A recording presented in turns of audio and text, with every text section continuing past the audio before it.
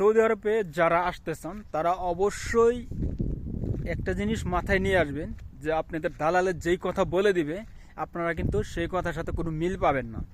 এই জিনিসটা আপনাদের মাথায় সবসময় ঢুকিয়ে নেবেন। কারণ হলো সৌদি আরবে দালালরা পাঠানোর সময় যেসব কথা বলে দেয় এরা কিন্তু তাদের মন গড়া কথা ঘরে বসে ওই কথাগুলো বলে দেয়। তারা কিন্তু সৌদি আরবের বিষয় ওইভাবে জেনে বুঝে তারপরে বলে না।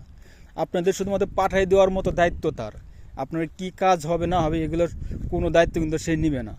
এই জিনিসটা আপনার মাথায় রেখে তারপরে কিন্তু আপনার সৌদি আরব আসতে হবে।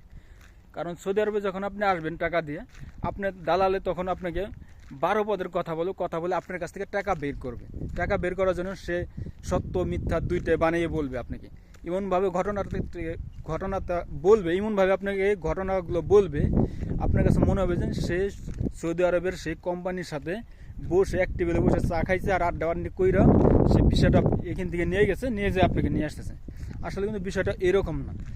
এই দেশ থেকে যে ভিসাগুলো যায় প্রতিটা ভিসায় আপনার কমপক্ষে 5 থেকে 7টা হাতে পরিবর্তন হয়ে তারপরে কিন্তু দালাল হাতে পৌঁছায়, তারপরে হইলে আপনি পান।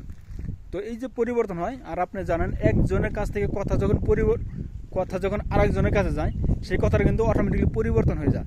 ওই কথার কিন্তু সেম আর পাবেন না আপনি। তো এখানেও কিন্তু এই বিষয়টাই হয়। আপনি কোম্পানি এক কথা বলে দেয়, সেইটাও ওই বাঙালি আরেকজনের কাছে যখন বলে সেটা আরেকটু বানিয়ে আর একটু সুন্দর করে গুছিয়ে বলার চেষ্টা করে।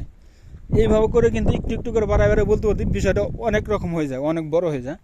তো মনে হয় যেন আপনার কাছে না, আমি যদি এই বিষয়ে যাই অনেক কিছু করতে পারবো, অনেক ভালো হবে হ্যান ত্যান এরকম মনে হবে। কিন্তু যখন আপনি আসবেন আসলে এত বুঝতে পারবেন যে দালালে যা বলছে তার ভিতরে 90% কথাই মিথ্যা ছিল, কোনো সত্য কথা পাবেন না আপনি তার ভিতরে। হয়তো 2-1টা মিলে যেতে পারে ভাগ্য গুণে, তাছাড়া কিন্তু আপনার কোনো কথাই মিলবে না।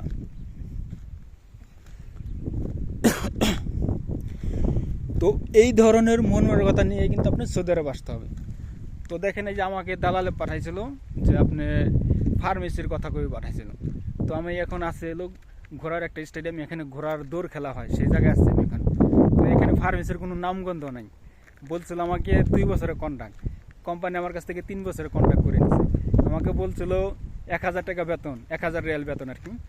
তো এখানে এসে আমাকে 700 রিয়াল বেতনের কন্ট্রাক্ট করেছে। আমাকে কিন্তু বাংলাদেশে কিন্তু কন্ট্রাক্ট পেপার দিয়ে দিয়েছিল 1000 রিয়ালের বেতন, 2 বছরের পরে ছুটি দিবে, এরকম কিন্তু কন্ট্রাক্ট করেই দিছে আমাকে বাংলাদেশ থেকে, তারা এম্বাসি থেকে। কিন্তু এখানে এসে কিন্তু ওই কন্ট্রাক্ট পেপারে কোনো নাই, কার্যকারিতা নেই এখানে। আর আমাকে যে কন্ট্রাক্ট পেপারটা দেওয়া হয়েছিল সেটা কিন্তু ওখানে কোম্পানির সিগনেচার সব কিছু আসলো, মনে করেন আপনার কোম্পানির সিল ছিল, সব কিছু ছিল ওই জায়গায় থাকা সত্ত্বেও কিন্তু কোম্পানি বলতেছে যে এই কন্ট্রাক্ট পেপার চলবে না, আমাদের এখন এমন সাইট আছে, এই সাইটে আপনার কাজ করে লাগবে, করবে তুমি, না করলে তুমি দেশে চলে যাবা, মানে তোমার দেশে পাঠাই দেবো আমি, এরকম একটা আমাদের হুমকি দেওয়া হয়েছে। পরে আমরা বাধ্যগত হয়ে ওই কন্ট্রাক্ট পেপারে সাইন করছি, এভাবে কাজ করতেছি। তো আপনি যদি কিনা সৌদি আরব আসেন তাহলে অবশ্যই আপনার এই জিনিসটা মাথায় নিয়ে আসতে হবে যে দালালে যেটা বলবে সেটা সম্পূর্ণ উল্টাটা হবে আর কি। মানে ওইটা মিলবে তো নাই, ওইটার উল্টাটা হবে। যদি বলে আপনাকে 1000 রিয়াল বেতন দিবে আর ক্লিনারে যদি হয়ে থাকে আপনার বিষয়ে অবশ্যই লেখা থাকবে ক্লিনার না আপনার কি, এরকম লেখা থাকবে। যদি ক্লিনার লেখা থাকে তাহলে আপনি ধরে নিতে হবে যে আপনার অন্য কোনো কাজ পাবেন না, আপনাকে ক্লিনারের কাজ ক্লিনারই করতে হবে। এখানে আপনার যে কোনো জায়গায় এসে পড়তে পারেন, এটার কোনো গ্যারান্টি থাকবে না। এই জিনিসটা অবশ্যই একটু খেয়াল করে আসবেন যে আসলে আপনার বিষয়ের ভিতরে কি লেখা আছে। যদি ক্লিনার লেখা থাকে তাহলে মনে করেন আপনার ওই কাজের কোনো নির্দিষ্ট কোনো কাজ নেই, আপনার যে কোনো কাজ করতে পারে। আপনার রাস্তা ক্লিনও করা লাগতে পারে, আপনার কোনো অফিসও ক্লিন করা লাগতে পারে, কোনো কি বলা হয় এটা আপনি কোনো বাগান টাগানও ক্লিন করতে হবে, যে কোনো জায়গায় পড়তে পারেন আপনি, এটার কোনো গ্যারান্টি নেই। অর্থাৎ ক্লিনারের কাজ যে কোনো জায়গায় ক্লিন করা লাগবে, এটা হলো মূল বিষয় আপনার। কিন্তু এই দালালে বলে দেবে যে আপনার অমুক জায়গায় পড়বেন, ওরা জীবনও সম্ভব না।